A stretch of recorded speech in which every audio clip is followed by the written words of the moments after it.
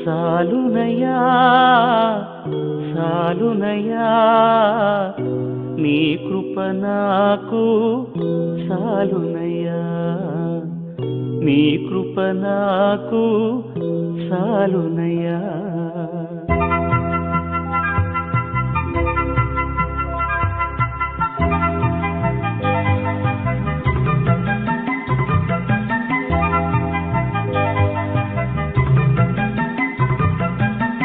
సాలునయా సాలునయా నీ కృప నాకు సాలునయా సాలునయా సాలునయా నీ కృప నాకు సాలునయా ప్రేమామయుడివై ప్రేమించావు కరుణామయుడివై కరుణించావు ప్రేమామయుడివై ప్రేమించావు కరుణామయుడివై కరుణించావు తల్లిగా లాలించి తండ్రిగా ప్రేమించే తల్లిగా లాలించి తండ్రిగా ప్రేమించే ప్రేమ కరుణ నీ కృప చాలు ప్రేమ కరుణ నీ కృప చాలు సాలునయా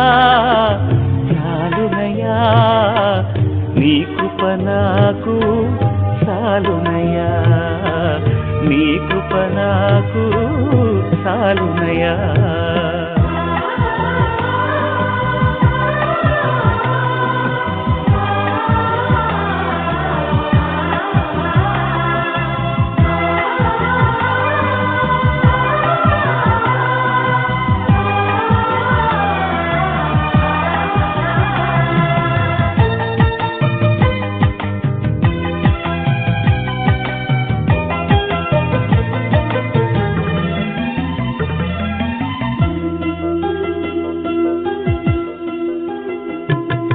జిగటగల ఊబిలో పడి ఉండగా నా అడుగులు స్థిరపరచి నిలిపితివయ్యా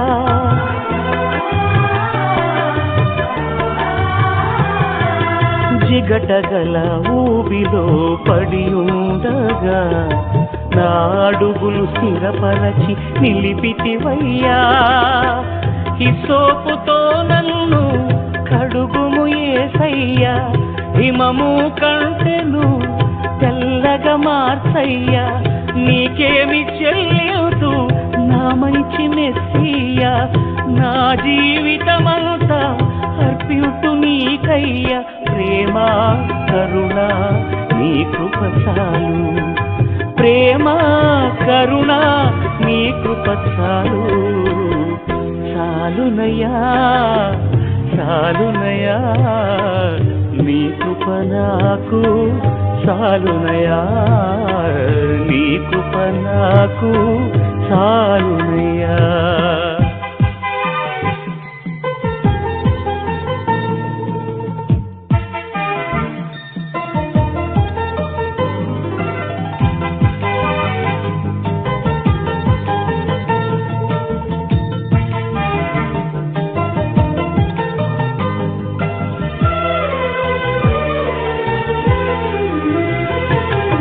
బంధువులు స్నేహితులు త్రోసేసిన తల్లిదండ్రులే నన్ను వెలివేసిన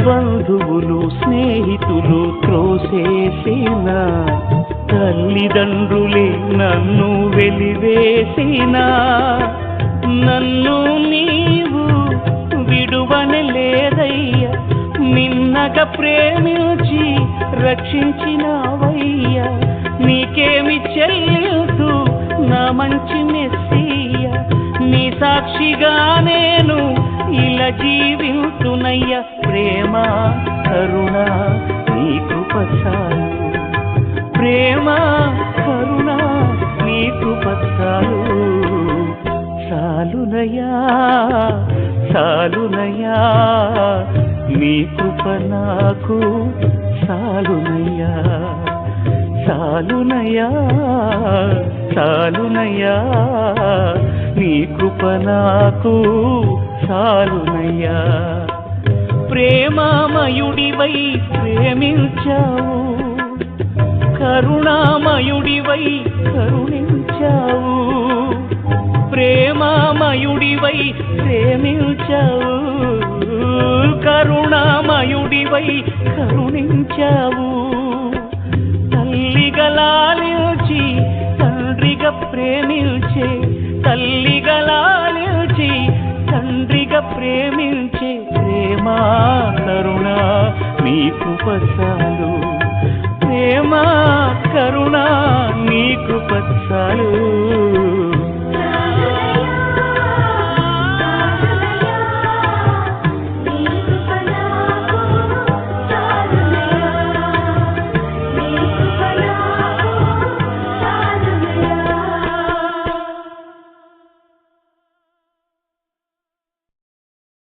కలిగి ఉన్న వాటితో సంతృప్తి పడడం, లేమిలో కూడా దేవుణ్ణి స్తుతించడం నేర్చుకోగలిగితే ఈ లోకంలోనే పరలోకానందం అనుభవించగలం.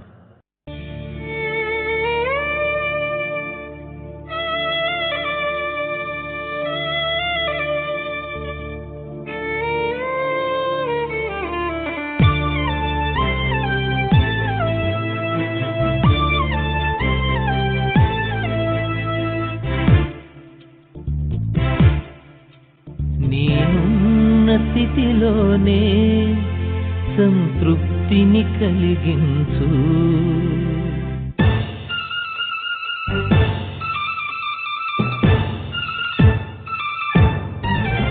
నేనున్న స్థితిలోనే సంతృప్తిని కలిగించు. ఏమున్న లేకున్నా నీ కొరకే బ్రతికించు. నేనున్న స్థితిలోనే సంతృప్తిని కలిగించు. ఏమున్న లేకున్నా నీ కొరకే బ్రతికించు. కష్టాలు ఎదురైనా నా యాత్రను సాగించు. నష్టాలలోనైనా స్తుతి చేయుట నేర్పించు. నేనున్న స్థితిలోనే సంతృప్తిని కలిగించు. ఏమున్న లేకున్నా నీ కొరకే బ్రతికించు.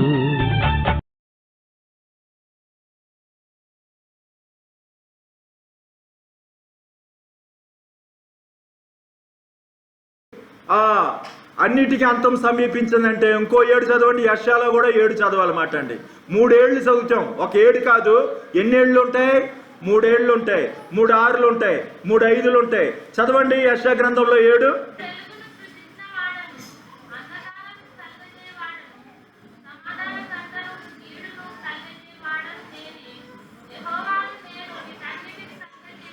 ఏంటండి? వీటన్నిటినీ కలగజేయవాడును. హల్లెలూయా. వినబడుతుందండి?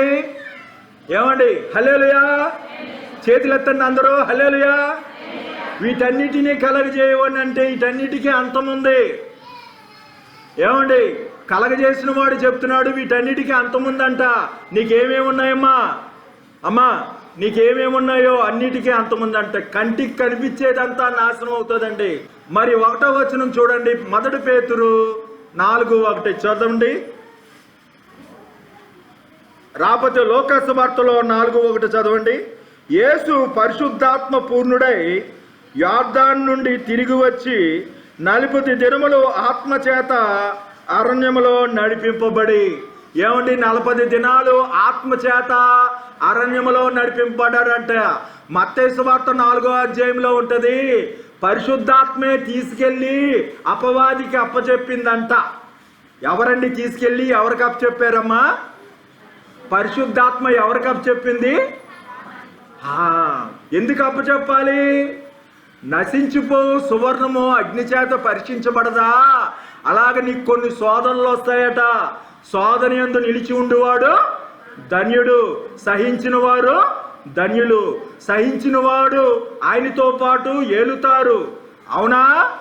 హల్లెలూయా. కాబట్టి పరిశుద్ధాత్మ 40 రోజులు ప్రార్థన చేయడానికి తీసుకెళ్ళింది. హల్లెలూయా. ఇక్కడ పరిశుద్ధాత్మ తీసుకెళ్ళింది అంటండి. ఇక్కడ యెషయా గ్రంథం 45:1 చదువుతున్నా. అక్కడ 1 చదివాను కాబట్టి, అతని పక్షమున జయించుటకు నేను అతని కుడి చేతిని పట్టుకొని ఉన్నాను.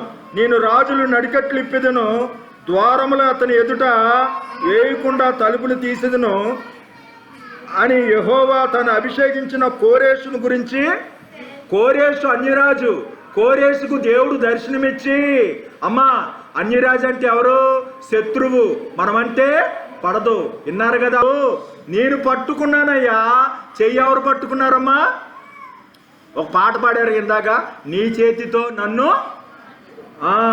ఆయన పట్టుకోవాలి. మనం పట్టుకుంటే ఎప్పుడు కావాలంటే అప్పుడు వదిలేస్తాం. అర్థమైందా? ఏదైనా కనిపించింది అనుకోండి, బిడ్డ పట్టుకున్నాడు అనుకోండి, నాన్న చేయి పట్టుకున్నాడు అనుకో, ఏదైనా కనబడితే పరిగెత్తుకొని వెళ్ళి తెచ్చుకుంటాడా లేదా? వదిలేసి. ఆయన పట్టుకుంటే మనల్ని వదలడు. హల్లెలూయా. కాబట్టి ఆయన పట్టుకున్నాడంట. ఈ 40 రోజులు అరణ్యంలో అపవాదికి అప్పగింపబడంట. మనకుందా? మనకు ఎందుకు రావట్లేదు ఆ బలం అంటే, ఇక్కడ పేతురు రాసిన పత్రికలో 4వ అధ్యాయంతో, క్రీస్తు శరీరమందు శ్రమపడిన కనుక మీరును అట్టి మనసును ఆయుధముగా ధరించుకోవాలి. హల్లెలూయా. మనం ఈ వ్రతాలు చేయాలంటే ఒక మనసు ఆయుధంగా ఉండాలట. క్రీస్తు కలిగిన మనసు మనకు ఉండాలంట. ఆయనకి ఏ మనసు అంటది? ఏమండి? శరీరమందు శ్రమపడే మనసు. సుఖభోగాల యందు ప్రవర్తించినది బ్రతికి ఉండి చచ్చిన దానితో సమానం. అవునా కాదండి? ప్రత్యేకంగా ఆడవాళ్ళ గురించి చెప్పాడు. సుఖభోగాల యందు ప్రవర్తించినది బతికి ఉండి చచ్చిన దానితో సమానం. దేవుని స్తోత్రం.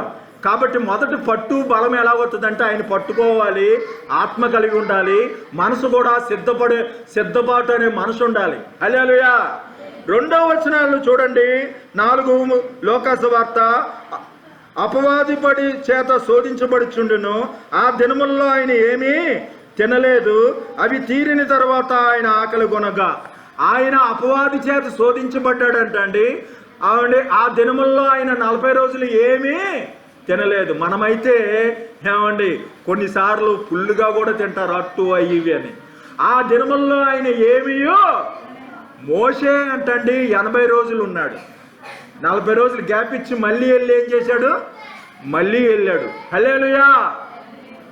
కాబట్టి చెప్పులు కూడా పాతకెళ్ళలేదట, బట్టలు మాయలేదట, మునుపున్న బలమే ఉందట.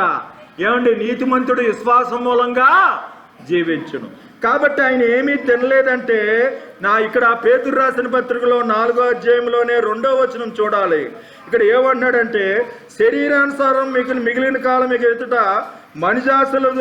మనిజాసులను అనుసరించి నడుచుకొనక దేవుని ఇష్టానుసారంగా నడుచుకొనొచ్చు, పాపముతో జోలేమి లేక, మనిజాసులు బట్టి లేక, పాపముతో జోలి లేక ఆయన ఏమీ తినలేదు. లేక లేక లేక అనేది ఉంది. హల్లెలూయా. అక్కడ చూస్తే అమ్మ ఇక్కడ ఏమంటాడంటే, ఇత్తడి తలుపులు పగలగొడతా. నీకోసం ఏం తలుపులు వేశారో, గడియలేసారేమో, వారికి నీ కలవరేమో, సమాధాన పడవరేమో, ఇడిపోయారేమో, నీ అప్పు తీరదేమో, నీ ఉద్యోగం రాదేమో అనుకుంటానికి లేదు. తలుపులు నేను తీస్తా. తట్టుడి నీకు తీయబడును, వెదుకుడి నీకు దొరుకును, అడుగుడి నీకు. అడుగుతారు కానీ వెతకరండి. హల్లెలూయా. అడగడమే కాక ఏం చేయాలి? మీరు వెతకాలి. వెతకాలంటే దానికోసం ప్రయత్నము. తట్టుడి నీకు, వెతుకువ ప్రతివానికి దొరుకును. వెతికి చూడండి, వెతికి చూడండి. దోణి లోతుగా ఏమన్నాడండి? దోణి లోతుగా అన్నాడు. పైపైన దోణి లోతుగా వెతకడం కొద్దిగా లేట్ అవ్వండి, కొద్దిగా వెతుకుతూనే ఉండండి, దొరుకు తీరుద్ది. హల్లెలూయా. సృష్టిలో పెట్టాడు. బెండ చెట్టు బెండకాయే వస్తుందమ్మా, వంకాయ వంకాయే వస్తుందమ్మా, నువ్వు వెతికితే దొరుకుద్దమ్మా. హల్లెలూయా. సృష్టిలో పెట్టేశాడు అది. అక్కడ నీళ్లు చేదైపోయినాయి అంటే దగ్గరలోనే ఉందా లేదా? ఏమంటే ఆ ఈత చెట్టు దగ్గరలోనే ఉందా లేదా? ఆ చెట్టు తీసి ఏం చేశారు? దాన్ని నీటిలో అక్కడే ఉంటుంది, పరిష్కారం అక్కడే ఉంటుంది, ఎక్కడో ఉండదు, నువ్వు వెతుక్కో. హల్లెలూయా. ఇక్కడ 2వ వచనంలో వన్నీ లేకుండా చేయడము 2వ వచనంలో ఉంది. 3వ వచనంలో ఆయన అంటున్నాడు, అపవాది అంటున్నాడు, అపవాది నీ దేవుని కుమారుడైతే రొట్టె అగునట్లు ఈ రాతితో చెప్పుమని ఆయనతో చెప్పాను. హల్లెలూయా. ఇక్కడ 3 అన్ని విషయాల్లో శోధించబడ్డాడంటమ్మా ఆయన. ఎన్ని విషయాల్లో శోధించబడ్డాడు యేసయ్య? చెప్పమ్మా, ఎన్ని విషయాల చేత శోధించబడ్డాడు? అన్ని విషయాల్లో శోధించబడ్డాడంట. పాపం లేనివాడిగా ఉన్నాడు. ప్రిఫరెన్స్ ఉంది. ఆయన మనవలే అన్ని విషయాల్లో శోధించబడి పాపం లేనివాడిగా. కానీ ఇక్కడ రాసినవి నేత్రాస, శరీరాస, జీవపుడంబం. అర్థమవుతుందా? ఇవే లోకంలో ఉన్నాయి. కాబట్టి లోకము దాని ఆశలు గతించిన గాని దేవుని చిత్తం జరిగించేవాడు నిరంతరము దేవుడి చిత్తం అడుగుతాడు. రాళ్ళు రొట్టెలుగా చేసుకోమంటే చేసేసుకుంటాడా? అమ్మ నువ్వైతే చేసుకుంటావు, నేనైతే చేసుకుంటాను. కానీ అమ్మ ఆయన ఎవరో దేవుని చిత్తం. మనం కూడా అలాగే నడవాలి. హల్లెలూయా. అమ్మ అడిగి బయలుదేరాలి. చెల్లెళ్ళు, ఆత్మవిషయంలో దీనులైన వారు 40 రోజులు ఉపవాసం ఉండి 40 రోజులు ఉపవాసం ఉండి చెప్పిన మొదటి మాట యేసు ప్రభు మొదటి ప్రసంగం ఏంటి తెలుసా? ఆత్మవిషయంలో దీనులైన వారు. అమ్మా ఆ మొదటిదే నేర్చుకున్నాడట యేసయ్య. జీవితకాలం నేర్చుకున్నాడట ఏదైతే చెప్పాడో అదే. అమ్మ నీకు వచ్చే ఆ దీన మనసు ఉందా? నాకు పాటలు వచ్చేంటేయండి, ప్రసంగాలు వచ్చేంటే కాదు, దేన మనసు కావాలి. ఒక మాట అంటే పడాలి. వారు కొట్టుడు నాకు ఉపకారమని పడుండాలి. ఇక్కడ రాళ్ళు రొట్టెలుగా చేసుకోమంటే యెషయా గ్రంథం 45:3 అంటాడు, ఏమండి రాష్ట్ర స్థలములో ఉన్న నిధులు నీకు ఇస్తాను, మరుగైన ధనం ఇస్తాను, అంధకార స్థలములో ఉంచబడిన నిధులు నీకు. రాళ్ళు రొట్టెలుగా చేసుకోమన్నప్పుడు అక్కడ మరుగైన ధనం ఇస్తాను అంటున్నాడు. ఇక్కడ ఏమంటున్నాడు? నీ ఇష్టం నెరవేర్చుకోవద్దు, అన్ని జనుల ఇష్టం నెరవేర్చుకుంటూ గతించిన కాలమే చాలును అంటున్నాడు. 3వ వచనం. హల్లెలూయా. అమ్మ మన ఇష్టం నెరవేర్చుకోవద్దు.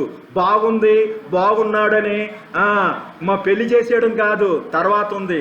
అమ్మ లోతు తెలుసు కదా, మీ ఎవరో మీ అన్నయ్య లోతు తెలుసు కదా. లోతు ఏం చూశాడు? పచ్చగా కనబడిందని వెళ్ళిపోయాడు. అవునా? అబ్రామ్ అయితే నువ్వేది వదిలిపెడతావో అది కావాలన్నాడు. ఏమండి నువ్వేది కోరుకుంటావో కోరుకో, ఛాన్స్ నీకే, కోరుకోవడం నీకే. అంటే బాగా పచ్చగా కనబడింది. దాన్ని ఒకసారి శత్రువులు తీసుకొచ్చి రక్తపాతం చేసి పట్టుకొని తీసుకుపోయారు. లోతు వెలిచూపు కలిగి ఉన్నాడు. We walk by faith not by sight. విశ్వాసం బట్టి నడుచుకోండి. దేని బట్టి నడుచుకోవాలమ్మా? విశ్వాసము బట్టి నడుచుకోవాలి. మరి ఎలా విశ్వాసకర్తయు దాన్ని కొనసాగించబడైనా ఎవరి వైపు చూడాలి? యేసు వైపు చూడాలి. భూదిగంత నివాసులారా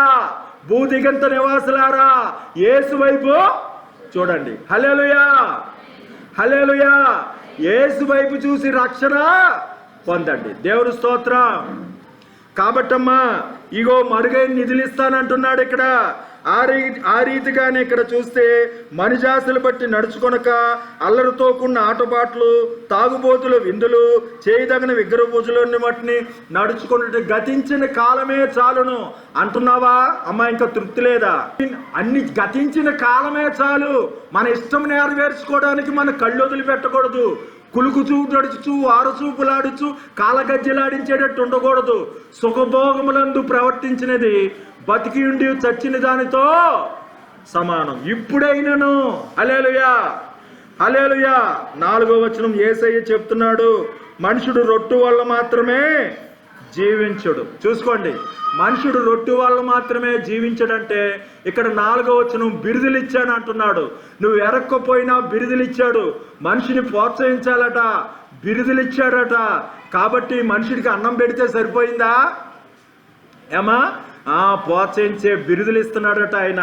ఇక్కడేం చేస్తున్నాడట 4వ వచనము, వారితో పాటు మీరు ఉండనందుకు, వారితో పాటు ముసలమ్మ ముచ్చట్లు చేయనందుకు, వారితో పాటు మీరు సీరియల్ చూడనందుకు వారు దూషిస్తున్నారట. చూడండి 4వ వచనం, 1 పేతురు 4:4 చదవండి. అపరితమైన దుర్వ్యాపారమందు తమతో కూడా మీరు పరిగెత్తనందున వారు ఆశ్చర్యపడుచు మిమ్మను దూషించుచున్నారు. దేవుని స్తోత్రం. 5వ వచనంలో, సజీవులకు మృతులకు తీర్పు తీర్చుటకు సిద్ధముగా ఉన్న వారికి వారు ఉత్తరవాదులై ఉన్నారు. హల్లెలూయా. అమ్మా చెబుతున్నాను వినకపోతే నీ ప్రాణానికి నువ్వే ఉత్తరవాదివి. నీ లెక్క ఏంటంటే నీకు భయం లేదు. భయం ఉన్నోళ్ళకి ఏది చెప్పినా ఉంటుంది. ఏమండి, భయమే జ్ఞానానికి. దేవుణ్ణి నమ్మకపోయినా పర్వాలేదమ్మా, నరకం ఉంది, దాన్ని నమ్ము. నరకం ఉంది, దేవుణ్ణి నమ్మితే ముద్దు పెడతావు, ఏసయ్యా ఏసయ్యా అంటావు, కానీ చెప్పిన మాట ఏనో. నరకం ఉందంటే నువ్వు భయపడతావమ్మా, దానికి భయపడే నేను లోబడనమ్మా. నాకు అదే భయం అమ్మా. నీకు భయం ఎందుకు ఉండట్లేదంటే పర్వాలేదు, ఏసయ్యా మోసపోకుడి, దేవుడు అంటే ఏంటి, పిచ్చోడేమి క్షమించండి అయిపోయింది లేదు అనుకుంటున్నారేమో. అగ్ని ఆడదు. దావీదు మందిరం కడతాడట. ఎంత బంగారం ఇచ్చాడు తెలుసండి? 2,40,000 మనుగుల బంగారం. మనుగంటే ఎన్ని? 8 కేజీలు బంగారం ఇచ్చి అంటాడు. నేను కొద్దిగా ఇచ్చాను, నువ్వు ఇచ్చావు, నీ ఇచ్చిన దాంట్లో కొద్దిగా ఇచ్చాను అంటున్నాడు. ఇంత బంగారం ఇచ్చాడు కానీ దేవుడు ఉగ్రత ఆగలా.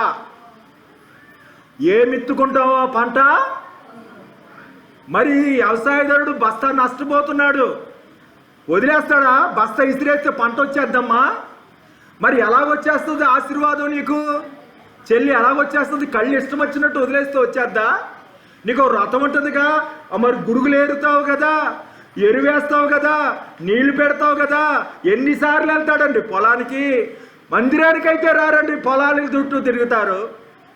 అందుగురించి దేవుడు నేల ఇత్తడం చేస్తాడట, వర్షం కురిపించకుండా. అమ్మా నా వైపు చూడండి, నా చేతిలో ఏముంది? తాళపు చెవి. ఆకాశందు ఆసీనుడా, నీ తట్టే కన్నులు ఎత్తుచున్నాను. దాసుడు కన్నులు యజమాని తట్టు. మన కళ్ళు తేటగా అలా చూస్తే మనసు కూడా మారుతుంది. ఆశగల ప్రాణాన్ని తుత్తుపరుస్తాడు. హల్లెలూయా. కాబట్టి ఉత్తరవాదులై ఉన్నారంటే ఇక్కడ అపవాది అంటున్నాడు. అమ్మ ఇక్కడ దూషిస్తున్నారు అన్నప్పుడు ఒకటి బిరుదులు ఇచ్చాడు. ఇక్కడ మనుషులు రొట్టె వల్ల మాత్రమే మాట వచ్చింది. అక్కడ రాళ్ళ రొట్టెలుగా చేసుకుంటే మరుగైన నిధినిస్తానంటున్నాడు. ఈ అన్యజనులు ఇష్టం నెరవేర్చుకోవద్దన్నాడు.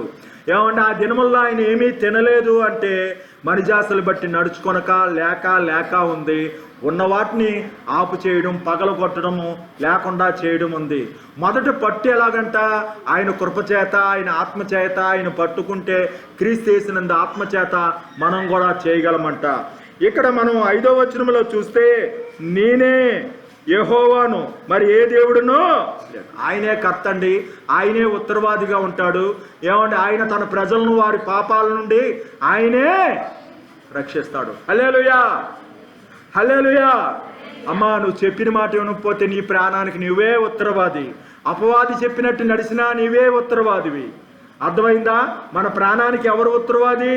దేవుడు ఉత్తరవాది. ఆయనే వీపుని అందించాడు. ఆయనే నీ పక్షాన వాదిస్తాడు. అనేక శ్రమలు అనిపించాడు. నా కుమార్తె అపవాది అక్కడికి కూడా వస్తాడట. ఈమె మురికి బట్టలు ధరించింది. ఈ అమ్మాయి మురికి బట్టలు ధరించిందంటే అగ్నిలోండి తీయబడిన కొరువులే ఉన్నాడంటాడంట. హల్లెలూయా. నీ తరపున మాట్లాడతాడమ్మా. ఆకాశమందు నువ్వు తప్ప నాకు ఎవరున్నారు? నీ భర్త వస్తాడు నీ తరపున? దేవదూతలు వస్తారా? ఆకాశమందు నువ్వు తప్ప ఆకాశమందు ఉండేవాళ్ళు ఒకళ్ళు ఉండాలమ్మా. అక్కడ ఎవరు మనకెవరు? తల్లి మరిచినా తండ్రి మరిచినా నేను ఎడవని దేవుడు, పవిత్రుడైన ప్రేమికుడు, అమ్మా నీ స్నేహితుడు, నీ అన్న, నీ బంధువు, నీ ఆశీర్వాదానికి వారసులుగా ఉండటానికి పిలిచిన దేవుడు. ఆయన చేతి గుప్పులిప్పి ప్రతి జీవి కోరిక ఆయన చేతిలో ఉన్నాయి. నీ కంటికి కనబట్లేదు, చెవులు నువ్వు అడుగుమో నీకు ఇవ్వను అంటున్నాడు. అమ్మ 6వ వచనం ఏం చేశాడంటే ఇక్కడ చెప్తున్నాడు, నీకు సిద్ధపరిచితి అంటున్నాడు. హల్లెలూయా. నీకు సిద్ధపరిచినవి కంటికి కనబడవు, చెవికి వినబడవు. ఉన్నాయా లేదా? హల్లెలూయా. నీ పిల్లలు గర్భంలో రాకముందు ఉన్నారని నీకు చూసావా? పాలెంచో గారంట గర్భం కన్నానన్నాడంట. అర్థమైందమ్మా? మనం కూడా గర్భం ధరించాలండి. ఏంటిని మనం ఏం కోరుకున్నావో గర్భం ధరిస్తామంట. దురాశ గర్భం ధరించి పాపమును నిజంగా గర్భం ధరిస్తారా? అర్థమైందండి? ఆశ అలాగ తీరిపోద్ది. ఆశ ఆశ ఆశ ఆశ తీర్చుకుంటారా లేదా? అర్థమైందండి? ఆశ ఎక్కువైపోయి ఏమవుతారు? పాపానికి ఆశ పెడుతుంది ఎవరు? అర్థమవుతుందా? దుష్టుల ఆలోచన చొప్పున అది ఆశ. కాబట్టి అండి ఈ 6వ వచనంలో సిద్ధపరిచానంటే ఇక్కడ వడ్డనమాట అండి. 6వ వచనంలో మీకేం వడ్డన చదువుతుంది? అమ్మా నీ మధ్యన మీకు అద్భుతాలు చేస్తాను. హల్లెలూయా! మీ మధ్యన నేను అద్భుతాలు చేస్తాను, ఆశ్చర్యకార్యాలు చేస్తాను. అందుకే వచ్చారు. మిమ్మల్ని మీరు ఏం చేయాలి? ఏం చేయాలమ్మా? పరిశుద్ధపరచుకొనుడి. హల్లెలూయా! కాబట్టి నేను సిద్ధపరిస్థితిని అంటే ఇదిగో వారికి కూడా నేను ప్రకటించుదును. వారికి కూడా దేవుడికి పక్షపాతం లేదు. మరి కొన్ని కాలంలో అందరికీ యేసుక్రీస్తు అందరూ ప్రభుని అన్ని జనులైన మాకు వచ్చింది. మనం అన్యులమే. ఇప్పుడు క్రైస్తవులం కానీ ఇశ్రాయేలు దేశంలోని సువార్త వారు సిలువేశారు కాబట్టి బయట వారికి వచ్చింది. హల్లెలూయా! కాబట్టి ఇక్కడ అంటున్నాడు 6వ వచనము, ఈ రాజ్యము మహిమంతయు నీకిత్తును అంటున్నాడు. కాబట్టి ఏం సంపాదించుకోవాలనుకున్నావండి? నువ్వు ప్రయాసపడిన వలనైనా పొందాలనుకున్నా ఏమీ కాదు. రాత్రంతా ప్రయాసపడిన ఒక చేపైనా దొరకలేదు. హల్లెలూయా! రాత్రంతయు శ్రమ పడినా రాలేదు ప్రభోజయము. సింహం బోన్లో వేస్తారన్న ఇట్టి నియమం సంతకం చేయబడిన యథాప్రకారం ప్రార్థన చేశాడు. ఎవరండి? దానియేలు. బతిమాలుకొని గోజాడుకున్నాడు. మీకు ఒక నియమం ఉండాలి. ఈ నియమం కోసమే వ్రత దినాలు పాటించండి. నియమం ప్రకారం పోరాడుకుంటే కిరీటము దొరకదు. హల్లెలూయా! కాబట్టి అండి ఈ 6వ వచనాలు అలాగైపోయినాయి. 7వ వచనాల్లో ఇక్కడ ఏం చెప్తున్నాడు? అన్నిటికీ అంతం సమీపించిందంటే అన్నీ కలగజేశాను, నేను అన్నీ ఇస్తున్నా అంటున్నాడు. 8వ వచనంలో చూస్తున్నాడు ఏమండి? నీతి రక్షణ ఫలించి మహావర్షం వర్షించినట్లు భూమి నెరలు విడిచి రక్షణ ఫలించినట్లు ఫలింపండి. హల్లెలూయా! నీతి ఫలింపు, రక్షణ. హల్లెలూయా! ఏమండి ఇక్కడ ఆయన మాత్రమే మొక్కవలెను అంటున్నాడు. ఏమండి ఆయన కూడా నీతిని కాపాడుకున్నాడు. నీ దేవుడైన యెహోవానే మొక్కవలెను అని చెప్తుంటే ఇక్కడంట మనం కూడా మన నిమిత్తము యేసయ్యమ్మ ప్రాణం పెట్టాడు. హల్లెలూయా! మనం కూడా రుణస్థులమంట. ఆయన ప్రాణం పెట్టాడు కనుక మనం కూడా ఇతరులకు ప్రాణం పెట్టాలట. అమ్మా హల్లెలూయా! ప్రాణం పెడతావా అమ్మా? ఇది చూసే ఉండలేకపోతున్నావు. ప్రాణం పెట్టకపోయినా ఇతరులకు అడ్డు పెట్టక, నువ్వు అడ్డు పెట్టకుండా ప్రార్థన చేయాలి. నువ్వు ఇతరులకు అడ్డు పెట్టేసి వాళ్ళని దూషించేసి చాడీలు చెప్పేసి కలవబడుచు గుద్దులాడుచు ఉపవాసం ఉంటే ఎందుకు ఆలకించవయ్యా? నాకు అన్యాయం అయిపోతుందయ్యా అంటే ఎలకించడంట. నువ్వు ఆశించింది ఇతరులకు పెట్టాలట. దుర్మార్గులు కట్టిన కట్లున్నాయే, ఆ కట్లు ఇప్పి నువ్వు వచ్చి నన్ను ప్రార్థన చేయి, నీ కట్టు ఇప్పుతా.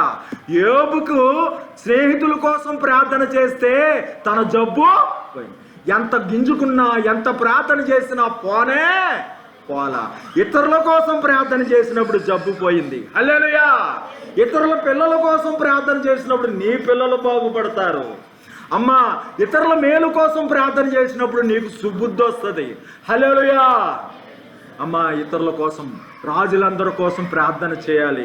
కాబట్టి అండి మనం ప్రార్థన చేయాలి. శోధనలో పడకుండా మెలకువతో ప్రార్థన చేసి. నిద్రపోయాడు పేతురు. ఏం చేశాడు? అబద్ధాలు ఆడాడా లేదా? కాబట్టి ప్రార్థన చేశాడు. కాబట్టి చెమట రక్త బిందులుగా కారినంతగా ప్రార్థన చేశాడట. మనం పాపమును ఎదిరించుటలో రక్తము కారునంతగా మనం పోరాడలేదంట. హల్లెలూయా! మనం పాపాన్ని ఎదిరించాలి. సులువుగా ఇస్తాడమ్మా జయము. మనం నిలిచి ఉంటే చాలు పాపం మీద జయం వచ్చేస్తుంది. కాబట్టి అండి 8వ వచనంలో ఒకరినొకరును క్షమించుకొనుడి, మిక్కుటంగా ప్రేమ కలిగి ఉండాలి. ఎందుకని క్షమించాలి? మనం తండ్రి మా ఎడల అపరాధం చేసిన వారిని క్షమించిన ప్రకారం మా అపరాధములను మనం ప్రాణం పెట్టాలి. వారి అపరాధాలు క్షమించకపోతే మనం అపరాధాలు క్షమించడు. అసలు కోసం వారి కోసం మనం ప్రాణం పెట్టాలి. కనీసం ప్రాణం పెట్టకపోయిన వారిని క్షమించాలి. హల్లెలూయా. 9వ వచనం ఎక్కడి నుంచి చదవండి మీరు. 9వ వచనం 1 పేతురు 9వ వచనము. 9వ వచనం చదవండి. 1 పేతురు 9వ వచనము. సనగకుండా ఒకరికొకడు ఆతిథ్యము చేయుడి. హల్లెలూయా. సనగకూడదంట. మీ అత్తకి కొంతమంది పక్షవాతం ఉన్నోళ్ళు ఉంటారు ఇంట్లో, కొంతమంది పేషెంట్లు ఉంటారు. సనుగుడు బాధే బాధ. ఇంట్లో అటువంటి వాళ్ళకి చేయడం దేవుడికి చేసిన దాంతో అంట. దేవుడు మనిషికి కనబడ్డటండి. హల్లెలూయా. వారికి చేయడం దేవుడికి వెళ్తాడట. నేను ఆకలి కొంటిని ఆహారం పెట్టలేదు, దప్పి కొంటిని దాహం ఇవ్వలేదు. ఏమండి, పాస్టర్ గారికి 2000 ఇచ్చాం, మందిరానికి 10,000 ఇచ్చాం, నువ్వు దాహం ఇవ్వమంటే ఇగో మీ ఇంట్లో ఉందే మీ అత్త, దాహం అడిగితే నువ్వు ఇవ్వట్లా. రోగ్గా ఉంటే నువ్వు భక్తురాలువే. అర్థమవుతుందమ్మా. మిక్కిలి అలుపులైన వారిని తునీకరించొద్దన్నాడు. హల్లెలూయా. సనగకుండా ఆతిథ్యం చేయమంటే నువ్వు దేవుని కుమారుడు అయితే, అమ్మా నువ్వు తల్లివైతే ఆ బిడ్డకి అంటే అవమానం కాదా? నువ్వు తండ్రివైతే, నువ్వు దేవుడు కుమారుడు అయితే, నువ్వు పాస్టర్ అయితే అంటే తప్పు కదా? అయితే ఏంటి నీ అనుమానం ఏంటి? ఇది నిజమా? ఎప్పుడు డౌట్లు పెట్టేది అది ఇది కాదు అనేది సైతాన్. అమ్మా సనగకుండా ఆతిథ్యం చేయడం 9 అంటే నువ్వు దేవుడు కుమారుడు అయితే అంటున్నాడు. ఇక్కడ ఏమంటున్నాడు? మట్టి కుండ పెంకుల్లో పెంకయ్యుండి తాను సృజించిన వారితో వాదించువానికి శ్రమ.